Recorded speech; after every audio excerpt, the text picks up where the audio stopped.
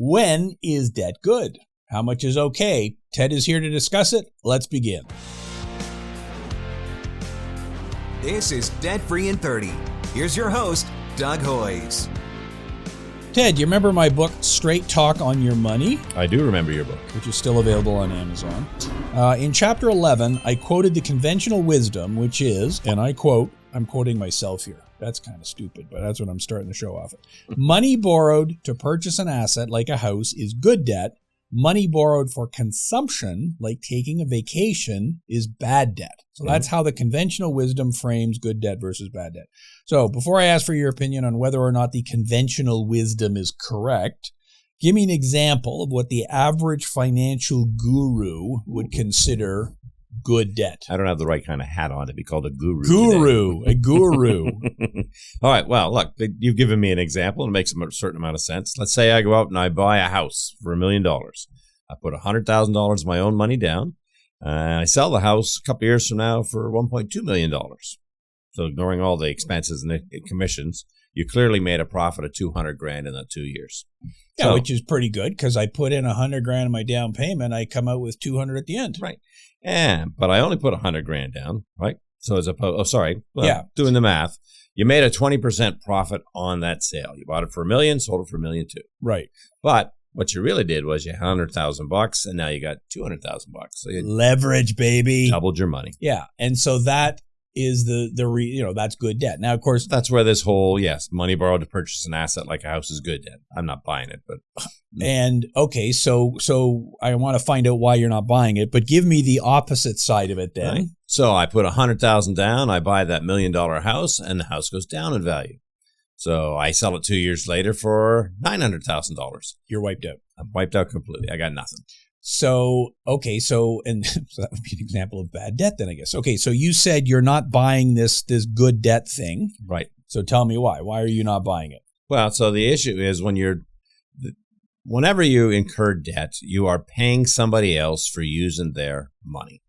And so if you can afford to pay them for the use of your money, then debt is just a tool. It's not good. It's bad. It's like a hammer. You know, if you use it to hammer in a nail, it's great. When you smash your thumb, it's bad. So there is no moral component to it in your mind. Correct. It's a tool. It's just another tool in your toolbox. So let's do all our tool analogies here. So you just gave the hammer analogy. Yeah. You want to do fire. Fire's like that a good one. Fire's a good one. So if it's contained in your fireplace, keeps you warm in the winter, gets out of control, boom, burns your house down. Right. I got another one for you. Water. Okay. Ooh, that's a pretty good one, right? A little bit of water feels pretty good, but of course you can drown in it. So, okay, now I know everyone is sitting there watching this going, we don't care. Right. What are these guys on about this? What are you on about? You're clearly, I just want to get a mortgage or finance a car. So why does it matter if debt is good or bad? And my answer to that question, which of course I did answer on page 102 of my, did I mention the book? Is that we make decisions based on emotion, right, not fact. So if I believe a mortgage is good debt, I'm more likely to take on more debt to buy as big a house as I can, as compared to if I think debt is bad and I decide to rent for a while longer. Now, I don't know if you've ever met someone who was alive during like the 1930s and an adult, perhaps. My yes. parents were born in the 30s. There you go. And if you talk to someone like that who, either lived through the Great Depression or the back end of it or the front of it, it's like, you know what? I don't want any debt. No debt, right. No debt. Yeah. And so they, I'm not even investing in the stock market. I put all my money in GICs. I don't want any kind of risk at all because they are programmed to believe that debt is very, very bad. Right. And that obviously influences their thinking. Now, you contrast that with somebody who is 50 years younger than that, who bought a house 10 years ago, 20 years ago. Well, it's been up. Right. And that's the difference. That's the psychological component. So let's try to take the emotion out of it. Okay. How can I figure out what is good debt or bad debt? So let's start with math. What is the debt to income ratio? And this isn't actually an easy question because it's in the name, the debt to income ratio. Right. And so what's your percentage of debt payments as a function of your gross monthly income? So you make $5,000 a month, you pay $2,000 towards your debts, your debt service ratio is 40%. So, and obviously, the higher the debt service ratio, the worse. If you have zero debt, right, then your ratio is zero. So, what's lower is better, but what's a good ratio? So, we're going to quote the federal government's Financial Consumer Agency. Because you're a big government shill. That's right. I look this stuff up all the time. There you go. Okay, what do they say? Your total debt should not be more than 44% of your gross income. This includes your total monthly household costs plus all your other debts. This percentage is also known as your total debt service ratio. So, and you already gave the example of that. I bring in $4,000. If my debt payments are $1,000 or $2,000 or whatever, it's just simple math. Right. And so all of your other debts would include, of course, all of your other debts: credit card payments, car loans, lines of credit, student loans, payday loans. Payday loans. I didn't put that on the list there. You see, I don't want to get you too riled up. So, okay, that's math. Are we kind of overthinking this here? You definitely are. I mean, here's the question everybody has to answer. Can you afford the payment? Well, what's interesting is the marketing now is gearing everybody towards that. They're trying to convince you that the payment is so low, it's completely affordable. So you don't look at the interest cost. You don't look at the total cost of borrowing. It's, can I afford the payment? How do they convince me the payment is so low? Well, so, you can get your brand new car and the weekly payment is only $225. Whereas if they told me that as an annual payment over 8 years. Even if they told you as a monthly payment, right? $225 a week would be $900 a month unless you did 4.3 weeks, and then it'd be $950. Well, $225 is a lot easier to swallow emotionally than almost $1,000. And you're right. So then to do the next extension, one of the requirements of Canadian law is you've got to tell a borrower what the total cost, the interest charges, and all other fees are going to pay over the life of a loan. Well, so I tell you my weekly payment's $225, but the cost of borrowing to borrow this, presumably it's going to be a used car at that price, is $37,000. You might think twice about spending the $37,000. Yeah, if you're getting an 8-year loan, then it's not inconceivable that you're paying double. No, depending on the interest rate. In fact, it's almost guaranteed, I guess, because rule of 72. What number do you have to double in 8 years? It's not that wickedly high an interest rate. So we can't do math in our heads. You can all go Google search rule of 72 to figure it out. So okay, I like that, because can I afford the payment is not a moral question. Right. We're not asking, is it good or is it bad? Well, and you do have to be honest with yourself when you answer that question, can I afford it? It's not just, I think I can. You do have to do some math to make sure you can. Okay, so I come to you and I want to buy a car, which, as you know, I haven't done in a decade or more. Right. But let's say I want to buy a car. How, and you have this conversation with clients all the time, how do we go through that thought process of whether I can afford it or not? Like what's the process I go through? Well, so before we can get to the car payment, first we've got to look at your basic living expenses. How much does it cost you to live? Can you pay the rent or the mortgage, the utilities? Can you get your groceries? Insurance is going to fluctuate depending on the value of the car, fuel costs, but all of those things are things you have to pay. And once you serviced all of those, what have you got left that's available now to make a car payment and any other debts that you have? So if you've already got a bunch of existing debts, we got to calculate those payments too, so that we know the total amount of money that's going out. What do you got left over for this car payment? And we're using the example of a car. Let's say that up to this point, I've been taking the bus. Right. Now I'm getting a car. So it's not just the car payment. No. So you've got insurance, you've got maintenance and repairs, you've got gas. The ones you're going to notice most frequently is obviously the gas, because the price is up and down all over the place.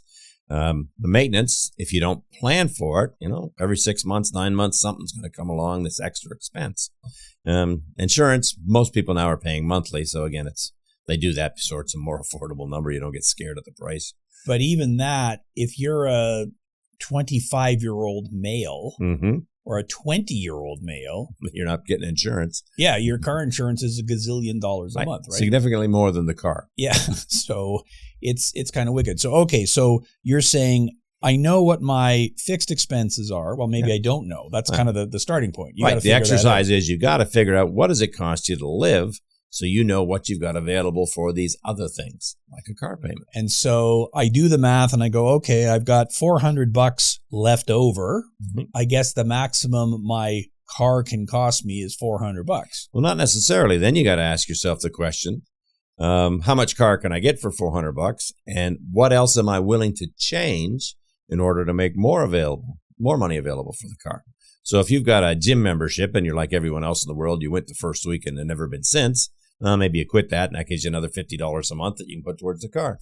Yeah, and I guess if I'm buying a car, then presumably I won't have to spend as much on bus fare and Uber. So Unless maybe the car's broken a lot. Yeah, that's right. So maybe that frees up a bit of cash. But Right. but yeah, you really have to step back and look at that. And I know the title of the show is Good Debt or Bad Debt, and we're sitting here talking about budgeting. Right. Well, because that is the central question. Can you afford the payment? Yeah. And we don't like using the word budgeting because it intimidates people. It's how much money you got coming in, how much money is going out, and the money that's going out, what do you absolutely have to pay? You got to pay the rent. And most of us have gotten used to eating, so you got to buy eating. food. Yep, I absolutely like eating. So, okay, you got to look at that big picture. Now, how then, so let's say I do that and I calculate that, I think I can afford the payment. Now, you said you got to be honest, maybe you're deceiving yourself, but let's assume that, nope, you've done the math legit. And as a result of buying this car, I'll be able to get that job working at the factory, which I can't get the job at now because the buses don't run there at 5 a.m. when the shift starts. And we could have used the example of buying a house or anything else. Yep. But let's say I'm already in the situation where I've got the debt. How do I know if I have too much? Well, so we'll give you some very easy warning signs to recognize. If every month all you're able to do is make the absolute minimum required payment on all of your debts, you probably got too much debt. Now, this is an interesting psychological thing because my credit card statement says I have to pay that much. Right. I'm paying that much. I'm cool. You are, and they're making an awful lot of money off you by interest, right? So the minimum payment that they tell you have to make is a requirement. That's what their rules say. They're supposed to disclose to you now how long it'll take you to repay that credit card or other debt if you only make the minimum payments. And those are some pretty big numbers.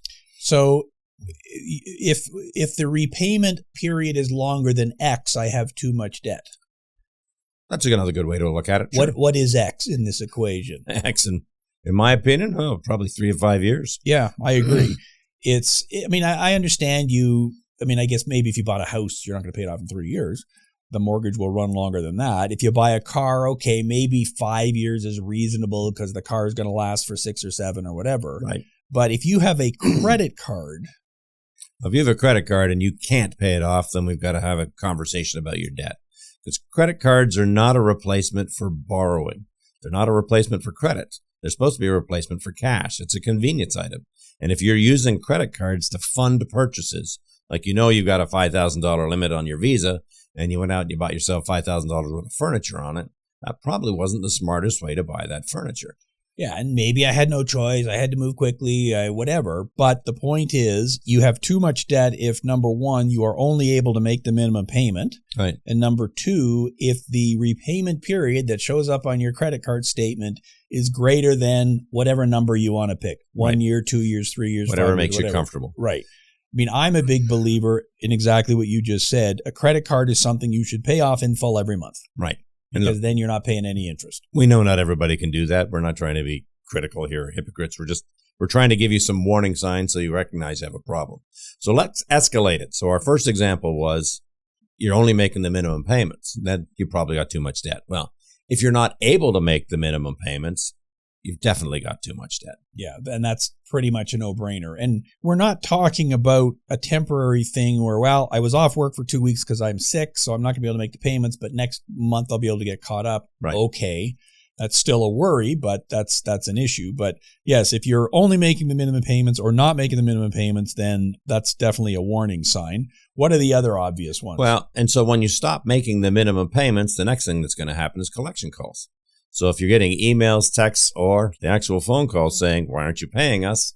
That's a pretty good sign you got a problem. Yeah, and it is text now. Right. They send text, you get the voicemail, you get the email. And it's not the Prince of Nigeria. That's not what we're talking about. That's not the one we're here. talking about. No, we're talking actual legit things. So, right. Yeah, because a collection agency will not call you the day you miss a payment. Right. They don't get the file until 3 months, 6 months later, could even be a year. And even your credit card company. So you got a credit card at the bank. Right. The payment was due on the 21st. You didn't make it. Well, they're not phoning you on the 22nd. Not the first month. Unless it's been a habitual thing. What will typically happen the first month is there's a note on your statement that says, hey, dude, you get a polite reminder. Right. And if you've already sent the payment, please disregard this message. Second month, it's a little less polite. There might actually be a letter specifically saying, hey, we noticed you're 2 months behind in your payments. By the third month, for sure, you're likely getting phone calls. Do you think it's different now that we are all electronic? Because I do not get a statement in the mail for anything. Well, that's true. So because of everything is electronic, though, that also triggers this process more quickly. And so they've got the algorithm that says, all right, we send Ted his statement every month on the 25th.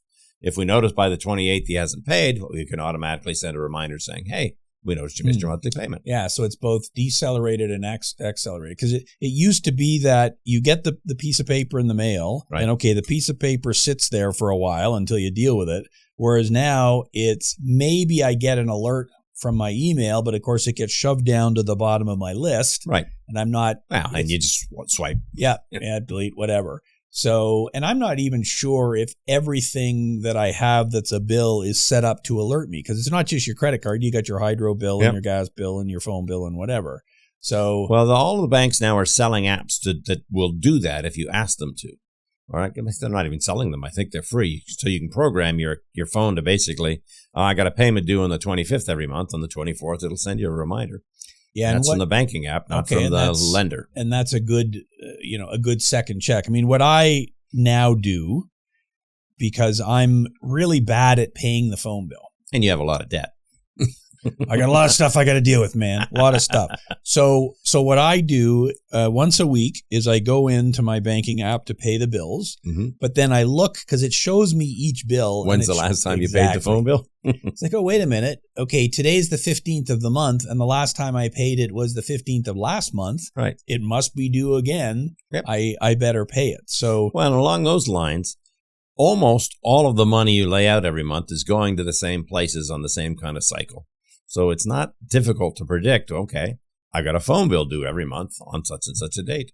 Yeah, and you've already trashed budgeting, and I agree with you. I'm not a big fan of it. My system has always been, okay, I know my phone bill in this example is $100 a month. I know I get paid every 2 weeks. So just program it to every 2 weeks, send them half the money. And then there's nothing for me to forget because it just automatically happens. Right. Now, back in the old days, do you remember people coming in to see you with a stack of unopened mail? And we still get some of that. So because there are still some people that actually still receive all their notices by the mail. But so one of the ways you know you've got too much debt is if you're afraid or you deliberately don't open your mail because you know they're going to yell at you. Well, in almost every case, again, we meet with people all the time. And one of the questions we ask is, okay, so who do you owe money to? How much is it? Right. And they'll list them off. And they'll say, okay, yeah, it's about $40,000, boom, boom, boom. And then they list them off, and it actually comes to $50,000. Right. And then we say, okay, let's get a copy of your credit report so we can see exactly what's on there. Send me all the bills that you've got, the PDFs or whatever. And it ends up being $50,000 or $60,000. Like almost everybody we meet with underestimates what the total amount is. Sure. And that's simply because they're kind of avoiding the problem. It's a head in the sand kind of thing. And the numbers keep getting bigger. Well, and they do. And so one of the ways you know you have too much debt is if the balance isn't going down. So if every month, so this month looks like I owe $20,000. If next month you owe $21,000. Something's going wrong. Right. Unless you made a big purchase that's obviously accounting for it. And of course, most people are not accountants. They don't have a balance sheet. Good thing we wouldn't have a job. That's right. And the world would be really boring, spoken as two chartered accountants. So you don't look and go, okay, so here's what every debt was at the end of last month and the end of the month before. And then you can sort of see the trend. Nobody does that. Right. And even your banking apps don't necessarily, they don't give you that history in graphical format. Nope. So maybe when you log into your RRSP statement, it will show you the history. Right, but they're trying to sell you investing more money in your RSP. Hey, look, it's going up. Yeah. So whereas the debt people don't want you to know that it's continually increasing. I guess the other way you know you've got too much debt is if your utilization is bumping up against the limit. Right. Well, so utilization is, I've got access to this much credit and I'm currently carrying this much debt. So you've got access to $10,000 worth of credit and your balances are $8,000, your utilization is 80%. And a better utilization would be 0. Right. And that's impossible because you just use the card. Well, and the banks and everyone will use your utilization rate against you when you apply for new credit. So if you're bumping up against the limit and you know you need access to more credit and preferably at a lower interest rate, the banks will say, well, you've utilized so much of your old credit, we can't afford the risk of lending you more. Yeah, they will lend you money when you don't need it. Right. And this is important because if, I'm planning to finance a car or buy a house or something, then you want that utilization number to be as low as possible. Right. So they go, you got lots of available credit. We know you can handle it. It's all cool. You know the one we didn't touch on for all this? You've got too much debt if you're worried about how much debt you have. Like if it's just stressing you out, then probably there's more debt than you should have.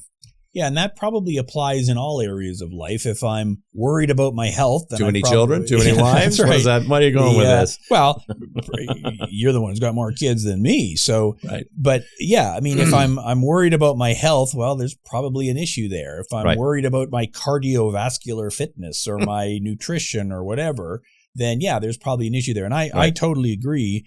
And money is more stressful than a lot of things. Well, because money, you don't ever share that burden with anybody else. Well, I go to the doctor and the doctor tells me I'm 30 pounds overweight. I'm going to tell my spouse. I'm going to tell my friends because, suddenly I'm eating salads at lunch. Mm-hmm. But if I'm overextended with my finances, I won't tell anybody. Well, and being 30 pounds overweight is kind of obvious. Right? But when you're depending on the nature of your financial stress, you can be too, though, right? Right, but not necessarily. Yes. I mean, that guy who drives that fancy car, it's easier to hide. Right. It's like, okay, well, does he own the car or is he making payments? Right, and you can't tell. So, because your bank balance is not displayed on your head as you walk into the room, right? Wouldn't that be interesting? That would be a very interesting thing. Well, nobody would, I guess, have any debt anymore. Change the dating world. That's right. Well, and I'm sure people ask for credit reports these days. I don't know. But yes, I agree. If you think you have too much debt, then you probably do. Yeah. Like that's a very, I think a very good heuristic to follow because it causes a lot of angst. I was reading on Reddit. I know you're big on Reddit.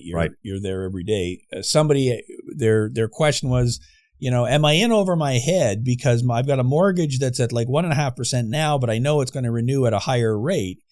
And everybody said, and this was on I think a rental property or something. And everyone said, well, why don't you just refinance your main house to deal with that? And he said, well, I can't because I took the money from my main house and bought a cottage last year.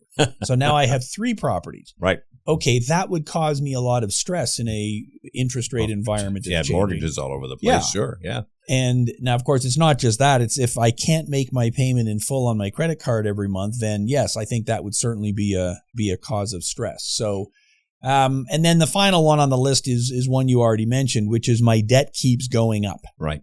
So clearly, I've got a problem if debt keeps going up. So, okay, so how do you know if you got too much debt? You're only making the minimum payment. Your repayment period is projected out really long. You're not making the minimum payment even at that. You're getting collection calls. You got unopened letters, emails, texts. You got a whole lot of stress.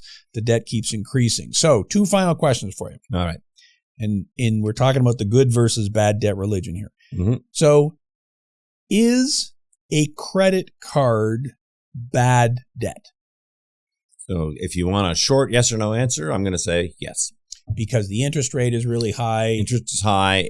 Again, credit cards are designed as a replacement for cash and a convenience. They are not an effective form of borrowing. It's too bloody expensive. So, and I totally agree with that. The second component to all this is risk. Right. So how can you assess the risk of debt? So I think one of the reasons debt is bad because it makes life much more risky. So if I have debt and I lose my job. Yeah. Well, so look at debt a different way. So when you borrow, you are promising somebody that you're going to give them your future income, your future earnings, for allowing you to use their money today. It's as simple as that. So I use your money today. Tomorrow I'm going to pay you back your money plus some more for the privilege of using that money. And so what you just said, the first biggest risk to debt is what happens to your future income if you're not able to make those repayments. And so even though all those other things on the list, I'm making the minimum payments, I've got a short repayment period, it's only like 3 or 4 years, I'm not getting collection calls, I'm not really feeling much stress, maybe my debt isn't really increasing, but I still could have bad debt. Right. Because I can only keep going if everything keeps going perfect. Right. I mean, it used to be that everyone said you want to make sure you got 2 or 3 months worth of expenses in a savings account. Just so if something went wrong, you'd be able to carry yourself for those couple of months while you make adjustments. Then it was, well, it's okay if you have a line of credit or something that you can access instead of that savings account. The world's too expensive to have savings. Well, the problem is if you access and use that line of credit, even if things go back to normal, now you've got this extra debt to carry. I mean, it's all associated with what's your ability to repay tomorrow. And how much of tomorrow are you willing to give up for today? Yeah, I agree. I think you've definitely got to be looking at the downside, which we don't want to do when we're buying a car, buying a house. Everybody who's trying to get you to buy something is looking at the upside. You're the only one who's going to look at the downside. Yeah, because you are the advocate for yourself. Right. Nobody else cares about you as much as you care about you. Yeah. So you gotta look out for yourself. So, okay, so I think we've gone through a lot of practical advice here. How then should you think about debt? Is it as simple as what you said earlier that you should think of debt as a tool? Right. And I fully agree with that. Debt is just another item that you can use, and if used properly, it can improve, it can enhance your life. The issue is that many people with good intentions get overextended with debt, and now it's no longer it's a tool that can hurt you. It's the hammer that's not hitting the nail anymore; it's hitting your thumb. I prefer fire and water as my analogies. So leave in the comments. You can see I was working on the cars on the weekend. Yeah. I got a big cut on my hand. So it's fresh in your mind. So yeah, I think it's not a moral issue. Right. This is not the moral podcast here. This is Debt Free in 30, but you got to think of what is the impact on you. Is it causing you too much stress? That's pretty obvious, but you have to view debt as a tool. And sure, used correctly, I don't know of anybody who buys a house without a mortgage. Right.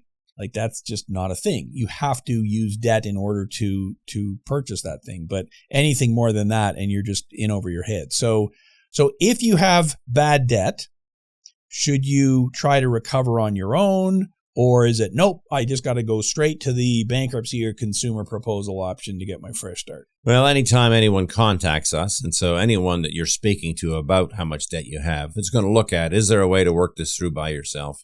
Or does it make more sense to be filing a proposal? Or, are things so bad you really should be looking at bankruptcy? Again, those are all tools to deal with financial distress. And the trick is to find the right tool for your situation. Right, which is why obviously we recommend sit down with a licensed insolvency trustee. We'll walk you through it. The answer might be what you said earlier. Well, you revise your budget, free up some cash, you're good. It may be that, nope, it's too much. You got to file a proposal. Right. But I agree. Those are all tools. You got to figure out what the correct one is. So there you go. So here's our commercial. Click on the link in the description to subscribe to the Hoyes Michalos newsletter, which comes out once a month, the Debt-Free Digest. We've got all sorts of tips on smart debt management and all the kind of stuff that we've talked about today. We'll also put links in the show notes to what we've talked about. Mm-hmm.